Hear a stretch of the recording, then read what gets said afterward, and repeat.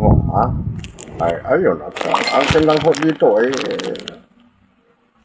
ano na lang ho tayo. Medyo kalma at medyo lamig na lang ho tayo kasi kung bibigyan ho natin ng pansin, magkakaroon lang ho tayo ng kaaway.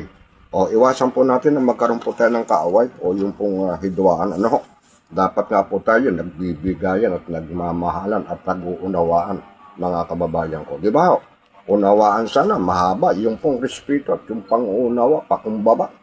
Iyan po dapat ang umiiral sa ating ngayon. Subalit, itong nanunungkulan sa ating gobyerno ay talagang walang pakumbaba o walang pagmamahal. Walang pagmamahal. Yung sinasabing ayuda, naku hindi ho. Oo, yung ayuda na yan, sinasabi ko lang ho sa inyo, ang nakakalasap lang ho niyan o nakakatikim ng ayuda na yan, tinatawag, yung hong malapit lang ho sa kusina, yung malapit sa malapit sa sandok. Pero yung hindi ho malapit sa sandok, hindi ho nakikinabang. Kaya nga dapat ho tanggalin niyang ayuda na yan, mga kababayan ko. Bakit? Hindi lahat ho hindi lahat nakikinabang, mga kababayan ko. Hindi lahat nakikinabang yang ayuda na yan, ha? Pampalakas lang ko kayo ng ano. Okay, at dako na ho tayo dito, mga kababayan ko, dahil hindi na ho maganda at baka sayang ang ating oras. No? Shout out muna po sa ating mga kababayan dyan sa ibayong dagat, sa ating mga kababayang OFW. Kumusta, magandang gabi ho sa inyo. Nining Flor, magandang umaga sa iyo. Magandang gabi. Ayun. Tuloy po tayo, no? Ay dadako na ho tayo sa ating pagpuna, no? Siguro napanood ho ninyo ito, no ho, ha? Unahin muna ho natin itong ito pong isang matanda, no ho. Dito muna tayo, dito ho tayo nang gagalaiti. Mga kababayan ko Dito muna ho tayo, unahin muna ho natin itong isang lolo na 68 years old na ho. Ay talagang marami pong nagsasabing bakit ganito ang batas natin ngayon. Bakit ganito? Ay talaga naman pong bigyan ng pansin po natin ito. Comment lang po kayo kung ano po yung masasabi ninyo, no? Comment po kayo. Dahil napansin ko po ito, siguro napanood ho ninyo ito, dito ho ako medyo masama akong loob. Dahil siyempre matanda na rin ho ang abang lingkod, baka ho ganito na lang ho ang gagawin sa atin ng gobyerno. Okay, bago po tayo dumako dyan sa lolo na ito, magbibigay muna ho ako ng kaunting paalala. Meron pong nakapagsabi sa atin, hindi raw maganda ho yung pagpapaliwanag ho dito sa ating himpilan. No, hindi raw ho maganda at ayaw na nilang manood dahil iba-iba ang mga transaction o mga opinion. Ngayon, ang akin lang ho dito, kung ayaw ho ninyo manood, wala pong problema. Wala namang mawawala ho. Ang akin lang, tatanong lang man ako bakit ganun lang ho ang nasasabi ho.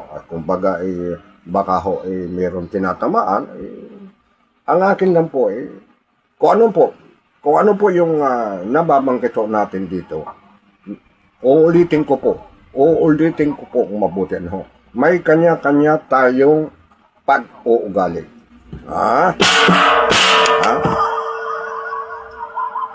May kanya-kanya tayong talino. Subalit mayroong matalinong balagbag ang takbo ng utak, pak kilo-kilo.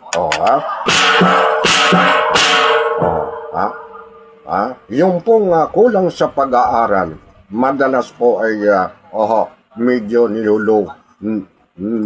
talagang pong naluloko. Oh. Ha? Ha? Ha? Ang akin lang po dito ay sana naman po wag po tayong magmaliit, ano ho? Ha? Wag po tayong magmaliit, mga kababayan ko. Palibasa ba may mga pinag-aralan kayo? Napapanood lang ninyo ang Abang Lingkod na marami na kayong nasasabi, ayaw na ninyong manood at mali-mali. Oo, ha? Rektahan lang ho tayo rito. Kaya inuulit ko, may kanya-kanya tayong pag-iisip, may kanya-kanya tayong talento, may kanya-kanya tayong kaalaman. Pero wag ho tayong mangbagsak ng kapwa nyo Pilipino. Kaya nga hindi tayo nagkakasundo-sundo eh. Oho. Hindi kayo marunong ganun lang yan. Unawain natin at yan ang talino niya. Dapat ganun na lang eh. Hindi yung makakarinig ka pa ng video masakit na salita eh, mga kababayan ko. Bakit kaya ganito yung pag-uugali ng Pilipino, no? No, payabangan. Mayabang na nga. Ha? Mayabang. Pero pagdating na naman sa pagdating sa social media, at paupuin mo dito, hindi na malaman kung anong gagawin eh. Ha? Ang sabi ko nga sa kayo na magprograma kayo. Magsarili kayo, magprograma ninyo. Kung ano man yung nasa sa loob ninyo, sige, iprograma ninyo. Pero ang nangyari ho sa atin, pangmamaliit, alispusta sa kapwa Pilipino. Pagalingan, iniisip niya, siya ang magaling. Walang tatalo sa kanya. Yan po ang ugali ng ating kapwa Pilipino, ilang Pilipino. Kaya nga po hindi tayo nagkakaintindihan mga kababayan ko hindi tayo nagkakaintindihan dito Ngayon, ang akin lang ho dito ay sana wag ho tayong magyabang kung wala ho tayong ipagyayabang. Ugali ng mga tao ngayon, sobrang mayabang na, wala na nga.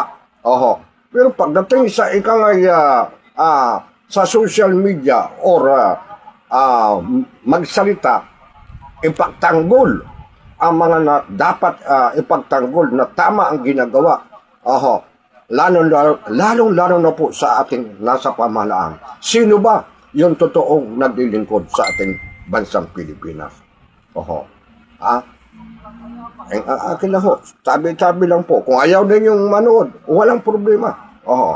Walang problema ho yan. Kung ayaw ho yung manood, walang problema. Ang akin lang dito, wag ho tayong tinatawag na magmaliit ng kapwa nyo Pilipino. Yung talino ninyo, hindi ko alam.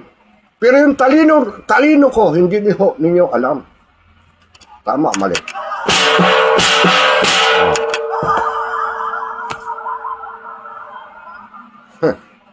Sabi ko kaya ba niyong kumain ng buhay?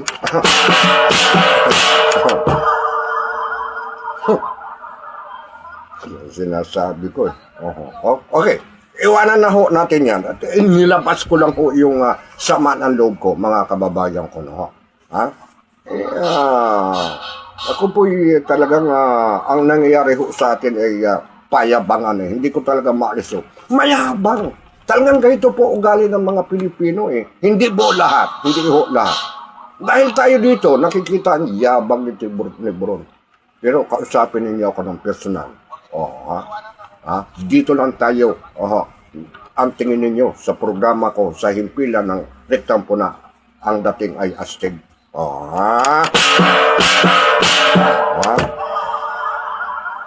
Sinasabi ko. Okay. Wag na ho natin muna pag-usapan ang politika. Dahil mula nung nangyaring putukan, diyan sa Senado nagkaroon ng kaguluhan. Hanggang ngayon, kanya-kanya silang paghuhugas, mga kababayan. Kanya-kanya silang alibay. Kanya-kanya silang tanggi, mga kababayan ko. Mga matatalino na yan. Tapos itong nagsasalita sa akin, Wala namang kwentang panoorin yung programa ni Bron. Iba-iba ang Kita mo, dito na naman sa pinakamataas na sila ay mga abogado, mga matataas ang mga tungkulin nila, congressman, senador, vice president, presidente, iba-iba ho ang ating pag-uugali. Tandaan po ninyo yan.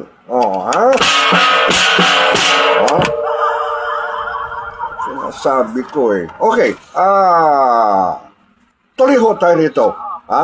Bigyan pansin po natin itong 68 anyos na lolo na hinuli dahil sa pagpapatugtog ng harmonika. Yung bang tawag dito, yung silindron, kung tawagin sa Tagalog, silindron. Nasa gilid lang siya ng kalsada, diyan sa lugar ng Cebu City.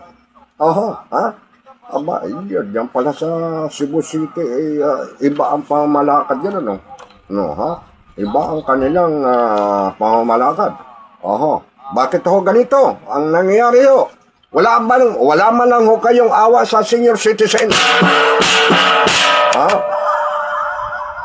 Tatanda din ho kayo.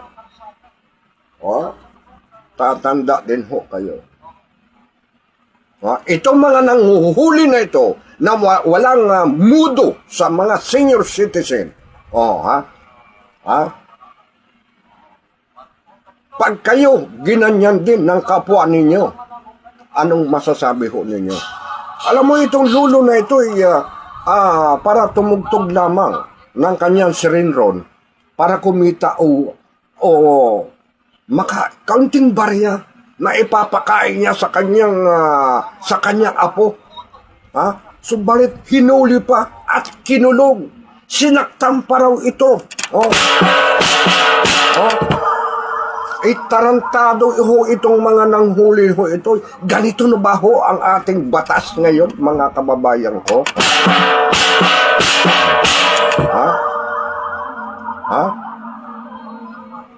Ganito na ba ho ang batas natin? Wala na ho ba kayong respeto sa mga matatanda? Palibasa ho matanda na, isinisipa-sipa na lang ho ninyo, pinagtatabuyan ho ninyo, dahil wala na hong silbi, Tatanda din ho kayo, dahil, lalo na ho dito sa Metro Manila, yung mga nanguhuli rito, walang away. Yung pong clearing, walang awa. Panay ang palinis ninyo sa bansang Pilipinas, pero hindi maalis ang dumi.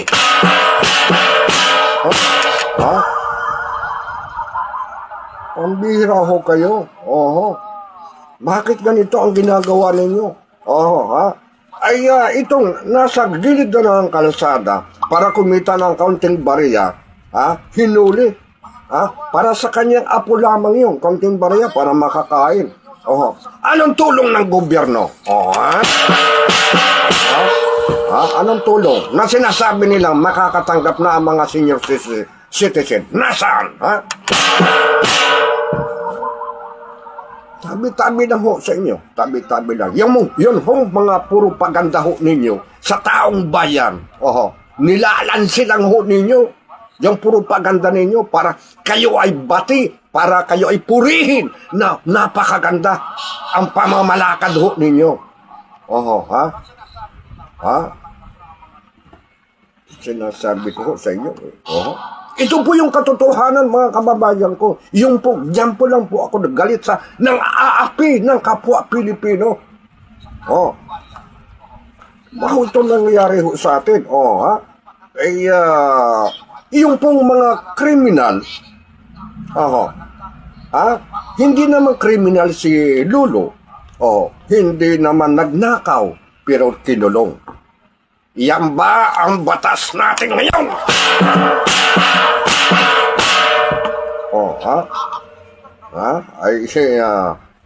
Yung pong nagnakaw ng limpak-limpak, ngayon, yung pong nagnakaw ng mali-malita, Ang sarap ho ng buhay ngayon. Ha? Ha? Samantalang yung nagnakaw ng baril,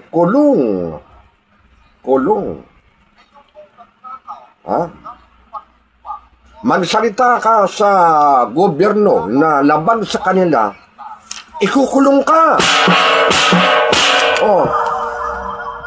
Saan ka pupunta ngayon, mga kababayan ko? Comment po kayo, saan ho tayo pupunta ngayon? Kung ganito po ang sistema ng ating pamahalaan. Ha? Comment po kayo. Huwag po kayo matakot. Huwag ho kayo mahiya. Ha? Dito po tayo nang gagalayti, mga kababayan ko, yung pong pang-aapi. Hindi ho parehas eh. Hindi parehas ang justisya dito sa ating bansang Pilipinas. Hindi ho maganda, ha? Pambihira itong mga tao na ito. Bakit kaya po ganito ang nangyayari? Okay, iwanan po natin yan. Iwanan po natin si Lolo dahil makonsensya man sana itong mga nanguhuli diyan sa lugar ng Cebu City. Ha? Wala kayong mga pakialam sa mga matanda. Makakarma din ho kayo. Tatanda din ho kayo. Tatanda din ho kayo. Tandaan ho ninyo, tatanda din ho kayo. Kung kayo ay mapira, hindi ninyo madadala sa hukayan. Ang baksak natin sa lupa. Palibasa kayo, mayroong tungkulin ng panguhuli. Mayabang na kayo. Parang kayo na ang hari. Lalo na dito sa Maynila eh. Yung mga clearing dito, yung panguhuli, akala mo sila na ang hari. Mga kababayan ko. Di ba ho? Okay. Iwanan na ho natin yan. Dahil medyo talagang ako'y dito nire-regla.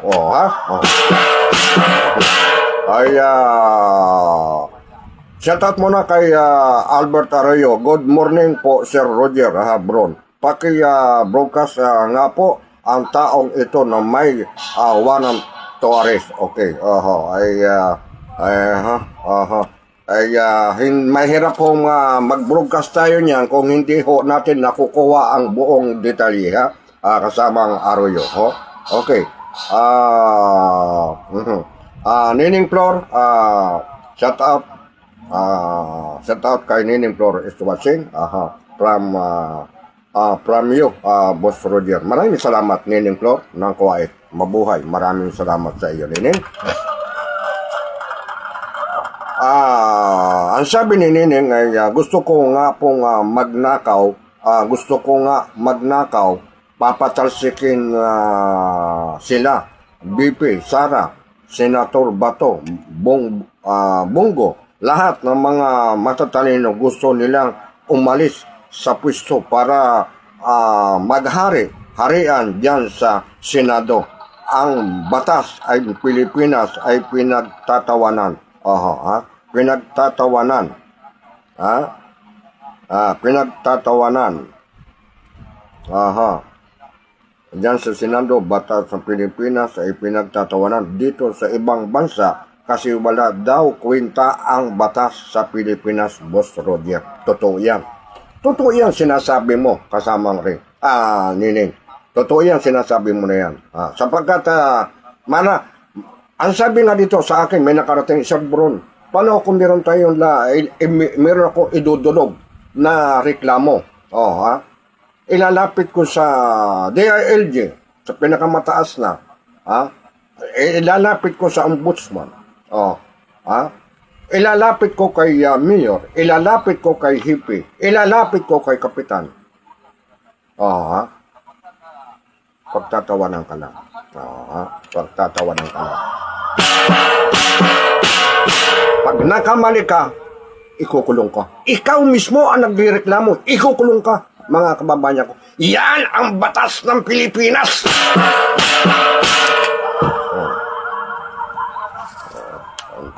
Talaga mga kababayan ko eh. Okay, iwanan na ho natin yan at baka ho tayo ay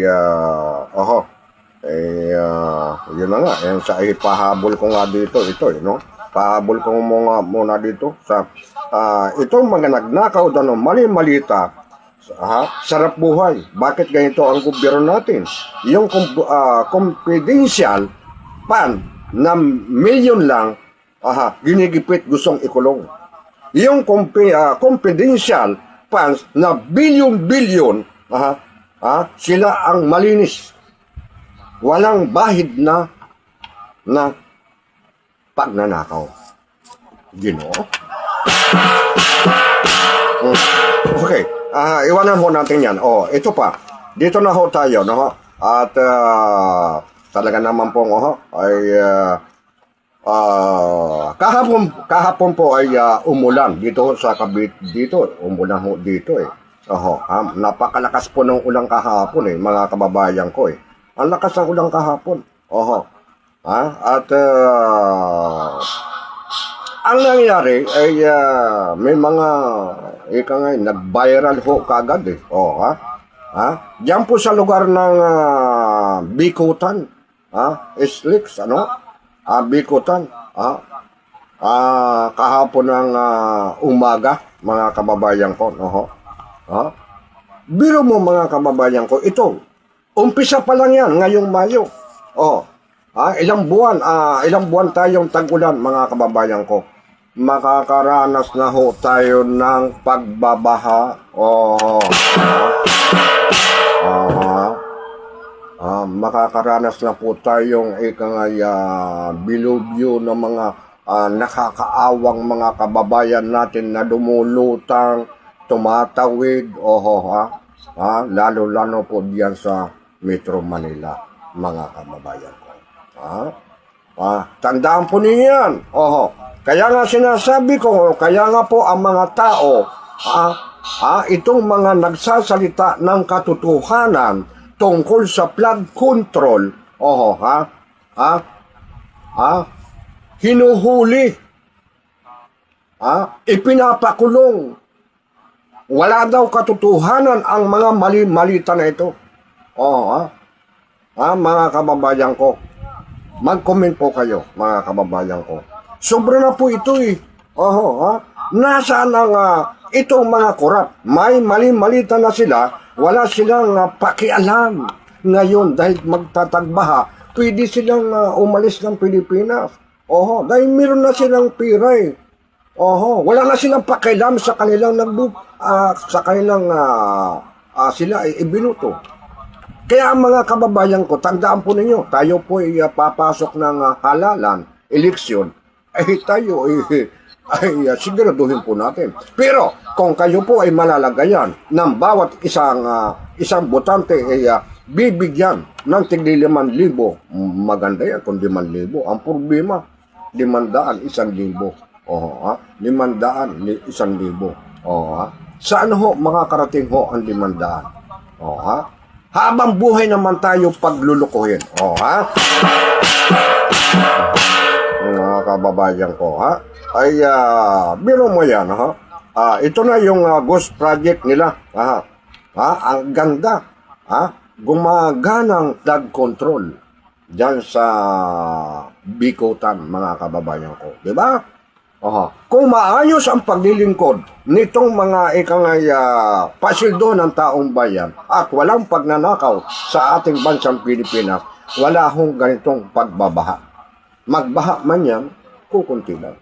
Walang malulunod, walang malulubog na bahay. Di ba? Yan po ang katotohanan dyan, mga kababayan ko. Ayon, at unang ulan ng Mayo 16, araw ng Sabado ng umaga, talagang grabe po ito. Grabe na po itong paghihirap natin ngayon. Dahil ito na, nagkakabistuhan na nga, nagkakabistuhan na, pero sila po ay tumatanggi. Idinidinay ho niyan. Sila pa, kasi matalino sila eh. Siyempre, ang taong bayan, paniniwalaan naman itong mga taga-suporta na ito. Kaya hindi nga po natin malaman kung saan po tayo lalagay. Saan ba alin ba ang tama? Alin ba ang totoo nagsiservisyo? Itong pula o itong dilaw, mga kababayan ko. Oh, okay. Ang akin na ho dito ay sana ay lahat tayo po ay magising sa katotohanan ho. Magising po tayo sa katotohanan ho.